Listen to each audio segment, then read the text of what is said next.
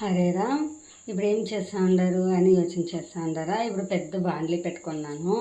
Oil బాగా ఒక గరిటి అంటే 150 గ్రామ్స్ అంత ఆయిల్ వేసుకొని ఇప్పుడు ఇది సాసులు వేసి చిట్లిస్తూ ఉన్నాను. అది అయిపోయినాక ఒక కప్ అంతా గ్రౌండ్నట్ చేస్తూ ఉన్నాను. ఇప్పుడు ఇదంతా బాగా ఫ్రై చేసుకుంటాము. ఇదంతా ఏమిటికి అనుకుంటా ఉన్నారా? ఇప్పుడు సమ్మరు పేపర్ అటుకులు బాగా క్రిస్పీగా ఎండలో పెడితే బాగా అవుతుంది. దాంట్లో నేను స్పెషల్ ఫ్లేవర్గా వెల్లుల్లి పేపర్ అటుకులు వేస్తూ ఉన్నాను. దాన్ని ఫ్రై చేసుకుంటాను. బాగా ఫ్రై చేస్తాం. ఇప్పుడు శనగిత్తనాలు అంతా బాగా వేగిపోయాయి. ఇప్పుడు పప్పులు వేస్తాం. ఫస్ట్ శనగిత్తనాలు వేసుకోవాలి. అవి కొద్దిగా లావు ఉంటుంది కాబట్టి అది ఒక 2 నిమిషాలు అట్లా ఫ్రై అయినాక మళ్ళీ ఇప్పుడు పప్పులు వేసుకున్నాం. ఇది 1 నిమిషం ఫ్రై చేస్తాము. ఇప్పుడు దాని చేతిలోనే కరివేపాకు ఇది అంతా 1 నిమిషం అట్లా ఫ్రై చేస్తాం.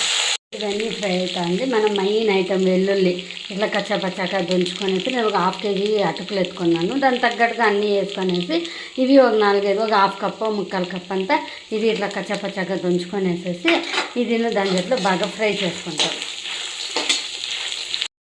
చూడండి మన వెల్లుల్లి పప్పులు అన్నీ ఫ్రై అయిపోయింది. ఇప్పుడు దీని కారం వచ్చేసి ఉప్పు, కారం, ఇంగువ ఇది వేసేసి బాగా మిక్స్ చేస్తాం.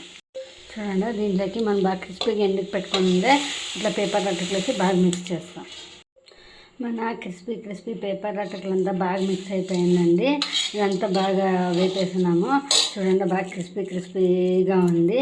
మన వెల్లుల్లి పేపర్ అటుకులు రెడీ. సాయంకాలం పూట్ల పిల్లలకు కానీ ఎవరికైనా కానీ బాగా మంచి స్నాక్ ఐటము. అందరూ ట్రై చేయండి మన వెల్లుల్లి పేపర్ అటుకులు. Thank you.